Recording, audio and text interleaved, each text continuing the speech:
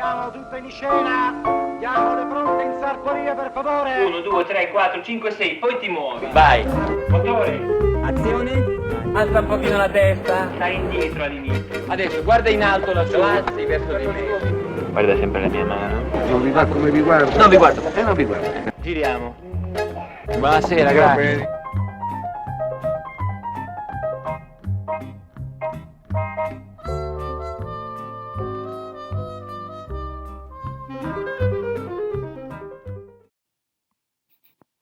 Buongiorno a tutti, mi presento, sono Silvia Scola,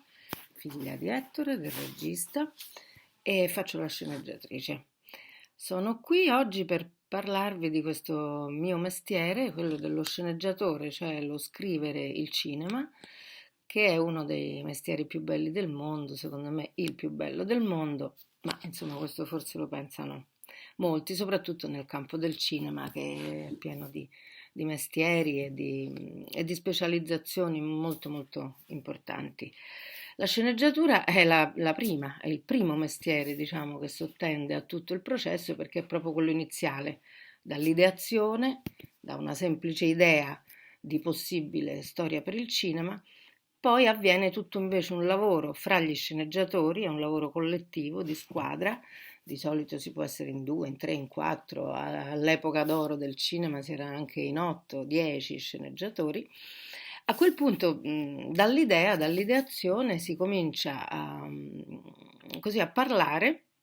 a confrontarsi, a riunirsi, fino a che quest'idea non prende una dimensione di un breve racconto, che abbia quindi un inizio, uno svolgimento, una fine, che abbia dei personaggi, delle psicologie dei personaggi, delle relazioni fra i personaggi, delle difficoltà, degli andamenti diversi,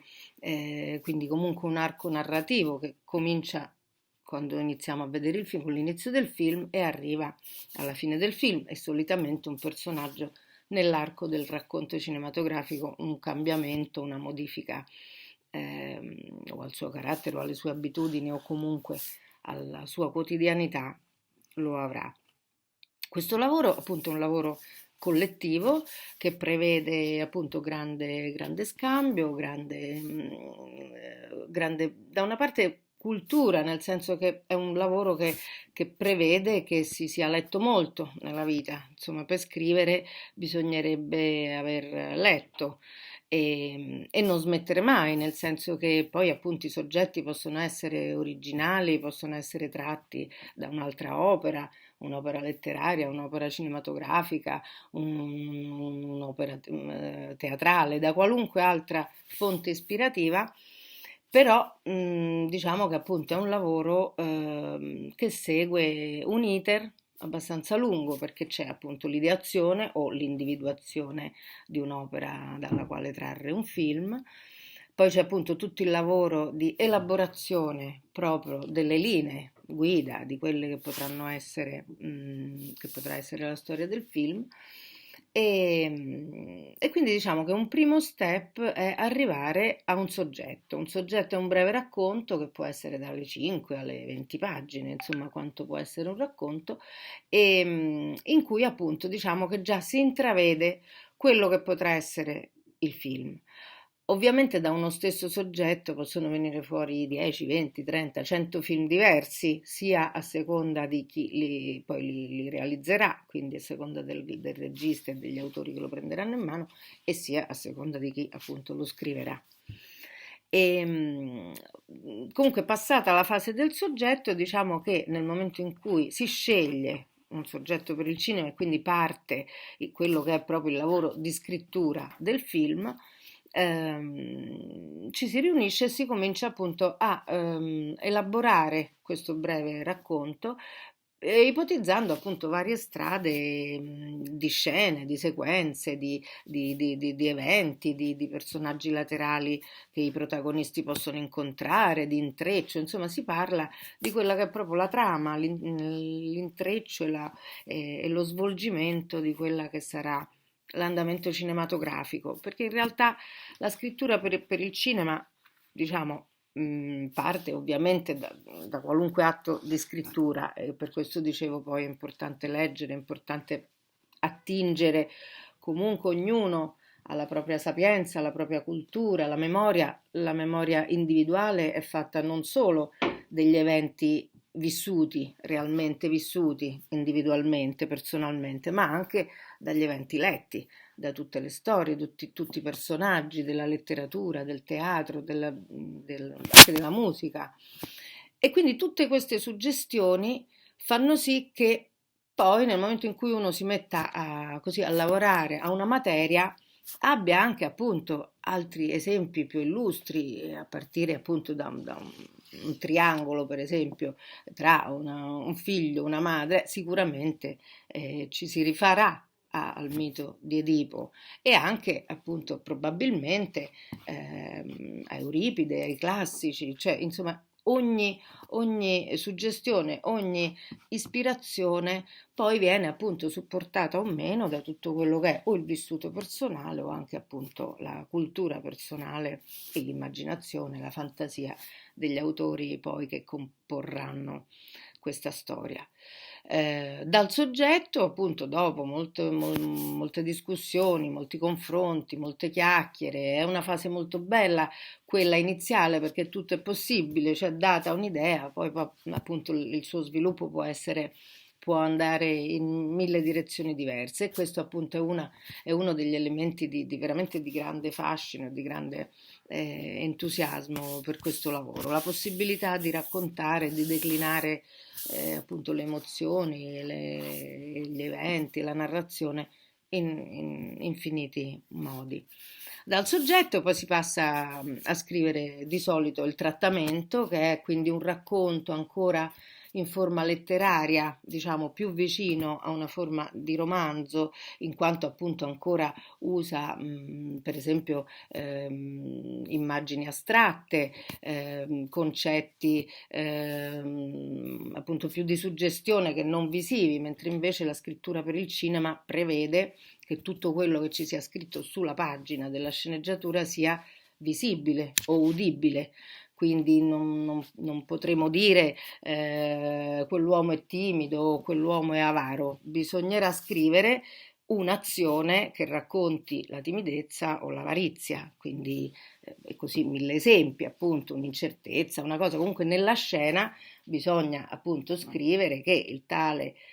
appunto si avvicina al bancone del bar, ma poi all'ultimo si defila quando è il momento di pagare e quello appunto ci racconterà che quell'uomo è tirchio o sulla timidezza, appunto per esempio non riuscendo a chiedere un'informazione con la dovuta spigliatezza. Insomma, per ogni aggettivo, per ogni descrizione, la scrittura per il cinema si differenzia appunto da quella letteraria perché ha proprio bisogno di descrivere un'immagine proprio nella sua completezza e concretezza. Quindi appunto va benissimo pensare a dei personaggi che abbiano alti empiti morali, umani, emotivi, però poi nella scrittura per il cinema bisogna già suggerire, perché è un progetto, la sceneggiatura è il progetto del film che poi verrà realizzato, quindi già a quella fase bisogna sapere appunto come lo si vedrà, non in maniera tecnica, all'epoca qualcuno, mio padre non l'ha mai fatto, ma insomma scriveva i movimenti di macchina, la macchina da presa, inquadra quello, non è tanto questo, cioè non visivamente poi lo stabiliranno sul set il regista, il direttore della fotografia, lo scenografo, cioè sarà appunto una fase realizzativa. La fase progettuale, appunto quella del tavolino in cui tu ti metti lì e descrivi esattamente cosa si vedrà, lo descrivi sì da un punto di vista tecnico, nel senso che è un'inquadratura, però invece da un punto di vista più narrativo, più psicologico, più vicino alla materia narrata che non a quella poi tecnica di ripresa. Ed è un lavoro bellissimo, appunto vi dicevo, forse sempre meno pagato, sempre meno riconosciuto, però è fondamentale perché un film è fatto principalmente di quello che racconta, proprio del significato, del senso profondo, al di là poi delle inquadrature, ma la regia ovviamente non è che si riduce a mettere in scena e a inquadrare, ovviamente appunto nella regia è prevista la direzione degli attori, la scelta degli attori, la scelta degli ambienti, cioè tutto quello che era solo progettuale nel nostro scritto della sceneggiatura, invece poi appunto prende forma, quindi appunto poi servirà tutta un'altra equipe. Mio padre ha sempre, è nato sceneggiatore, è nato disegnatore, ma insomma è nato sceneggiatore e lo è sempre rimasto, anche quando è passato a fare il regista e ha continuato a sceneggiare ovviamente i suoi film, ha sempre avuto un atteggiamento da sceneggiatore, anche con me che sono stata prima sua allieva e poi sua collaboratrice, diciamo che lui ha sempre avuto invece un atteggiamento molto paritetico con i suoi sceneggiatori, molto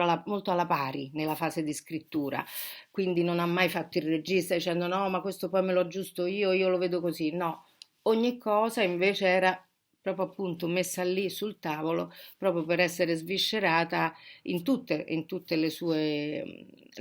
sfaccettature e quindi invece diciamo il punto di vista degli altri per uno che poi si dovrà prendere l'incarico di farlo da solo è molto importante, forse più importante del proprio, che avrà tempo di conoscerlo e capirlo, mentre invece il confronto con i collaboratori sceneggiatori è importantissimo. È un lavoro molto bello, molto complesso, ha molte fasi. Adesso qui certo il tempo un po' stringe, cioè io ho anche insegnato, ma sono corsi di 2 anni, 3 anni, in cui poi non si insegna a scrivere, cioè si insegna una tecnica, che ovviamente è una tecnica di scrittura, come ce ne sono tante, anche quella per il teatro è una tecnica, però poi appunto a questo bisogna invece accompagnare uno sguardo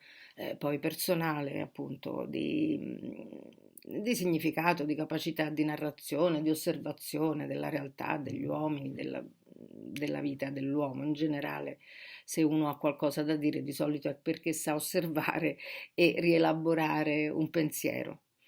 Comunque no, mi accorgo che appunto ci vorrebbe tanto tempo anche per entrare nel merito delle fasi proprio tecniche, al di là appunto del soggetto, trattamento e sceneggiatura che vi ho appena sintetizzato. E in realtà io avrei voluto parlarvi oggi di un genere nuovo di film che è il docufilm, cioè il film documentario, nel senso proprio di una commistione tra momenti documentali, proprio di realtà documentata, e invece momenti narrativi, momenti di finzione, momenti appunto completamente immaginati e nuovi, però che siano anche veritieri, cioè nel caso di un documentario, diciamo, non ci sarà nulla che esula dalla realtà, di quella realtà che si sta raccontando, però con invece un occhio alla narrazione cinematografica, quindi alla rielaborazione anche di un personaggio realmente esistito e però messo in un ambito in cui per esempio il repertorio per esempio non c'è, il materiale di repertorio non c'è e non si può girare perché per esempio il protagonista magari è deceduto e invece però si trova appunto quel modo narrativo di finzione di inventare una scena che poi si agganci e si monti al repertorio o alle riprese dal vivo che sono state fatte. Questo è un genere che diciamo nato negli anni '80, diciamo si è sviluppato appunto, diciamo la storia del documentario ha una vita molto lunga, però poi ultimamente forse anche grazie insomma a causa della crisi cinematografica questa commistione di appunto realtà e finzione, questo tipo di cinema che quindi è narrativo, è cinema, quindi non è un documentario come poi ormai la televisione appunto fa delle inchieste meravigliose e diciamo i documentari dell'epoca cinematografici sono stati più che superati, però è nata proprio appunto questa così esigenza di raccontare in maniera anche narrativa una materia. Ha iniziato Michael Moore, abbiamo anche appunto grandi esempi italiani, Francesco Rosi, Gianfranco Rosi. Insomma, ancora non esisteva. Per esempio, mio padre quando girò Trevico-Torino, Viaggio nel Vietnam, che era anche quello appunto la storia di un giovane immigrato che parte da Trevico, che è il suo paese natale in provincia di Avellino, in Irpinia, nel meridione italiano, e va a Torino dove c'è la Fiat e c'è appunto un settentrione invece industriale e invece racconta in maniera appunto un po' documentale, un po' invece inventata e di finzione, questa odissea di questo ragazzo suo compaesano che va a Torino e trova delle condizioni disumane di vita e di lavoro. Tanto che era talmente lontano appunto la possibilità, l'idea insomma di questa forma narrativa, che mio padre addirittura disse vorrei fare un documentario drammatizzato. Quindi questo documentario drammatizzato che ancora non esisteva poi è stato questo, cioè di unire scene scritte e inventate, quindi il personaggio fa così, dice così, va così, incontra lei, si innamora di lei ed è tutto inventato, invece in un percorso appunto di operai che cercano lavoro, che vanno nelle case famiglie, nei dormitori, è tutto vero e documentato. Un altro, io ne ho fatti molti, un po' appunto per crisi, perché costano ovviamente un quarto di quanto può costare un lungometraggio tutto di finzione, tutto ricostruito, ovviamente, perché si fa capo al repertorio, alle riprese, insomma comunque un altro tipo di impegno economico. E un altro molto bello di cui vi avrei voluto parlare, però mi pare che non ci sia più tempo, è Che strano chiamarsi Federico, l'omaggio che mio padre ha fatto a Fellini per il ventennale della sua morte, che era avvenuta il 31 ottobre del 1993. Nel 2013 abbiamo scritto insieme, lui ha fatto questo omaggio al suo amico Fellini, Che strano chiamarsi Federico, che è un lungometraggio ed è però proprio la commistione tra pezzi di repertorio, realtà documentata sulla storia di Fellini e momenti invece ricostruiti della redazione del Marco Aurelio, della loro amicizia, delle loro passeggiate, in cui invece poi abbiamo usato degli attori. Mentre invece poi sono alternati al materiale di repertorio bellissimo, reale, e quindi è questa commistione. Quindi non so, ecco, mi sono fatto una corsa, spero di aver così incuriosito qualcuno in questo mestiere che è veramente bellissimo. E niente, se potete, diciamo che date un'occhiata a Trevico Torino, Viaggio nel Vietnam, 1972 di Scola. Ridendo e scherzando di Paolo e Silvia Scola, che è un ritratto su nostro padre, si intitola Ridendo e scherzando, ritratto di un regista all'italiana, eppure quello appunto è un documentario un po' narrativo. E poi appunto Che strano chiamarsi Federico, questo omaggio al cinema di Federico Fellini, alla figura di Fellini, che è pieno proprio di questa commistione e che appunto fa capire bene, racconta bene la differenza poi fra un lungometraggio di finzione e un docufilm. Grazie e spero di vedervi, siamo qui appunto in quarantena e quindi tutti chiusi, però insomma il cinema e l'audiovisivo sicuramente avrà un futuro e parte anche da noi, dalla scrittura per il cinema. Grazie, ciao a tutti.